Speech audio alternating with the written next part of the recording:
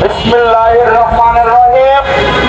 প্রিয় দেশবাসী, আজকে আমি আমার দেশের ভিতরে কিভাবে আমার দেশের যুবকের উপরে, আমার দেশের মানুষের উপরে কিভাবে অন্য দেশ থেকে আসা এক মহিলা ক্ষিপ্ত হয়, এটার জন্য আমি দুঃখ প্রকাশ করতেছি।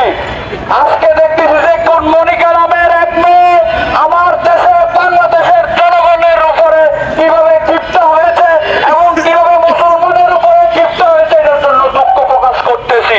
আমার কথা হলো তাকে মামলা দিতে হবে, আর না হইলে আমি তাকে মামলা দেব, কারণ তাকে 443 ধারার মামলায় আমি দেব, আর না হইলে সরকারি ধারা মামলা দিতে হবে। কেন সে আমার বাংলাদেশের যুবকের উপরে বিধ্বস্ত হয়েছে, সে যেভাবে অঙ্গভঙ্গি করে আমার মুসলমানের জন্য এটা বিধ্বস্তজনক। আজকে রমজান মাসে কিভাবে সে মেট্রো রেলের উপরে উঠে কিভাবে অঙ্গভঙ্গি করে, কিভাবে খারাপ অঙ্গভঙ্গি দেখিয়ে মানুষকে আরো খারাপ দৃষ্টান্তর করে, এটার জন্য আমাদের দুঃখ প্রকাশ করতেছি। এজন্য বলতেছি, এই বাংলাদেশের যত বড় সে লোক হোক, তাকে আপনার মামলার আওতায় আনতে হবে, আমি প্রশাসনকে বলবো এবং প্রশাসনকে বলতে চাই।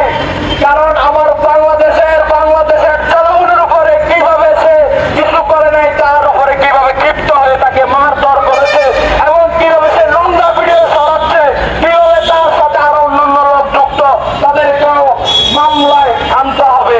এবং কি যদি সরকারি ভাবে কোনো দায়িত্ব না নেওয়া হয়, ইনশাল্লাহ আমি তার নামে মামলা করবো 4.43 ধারা।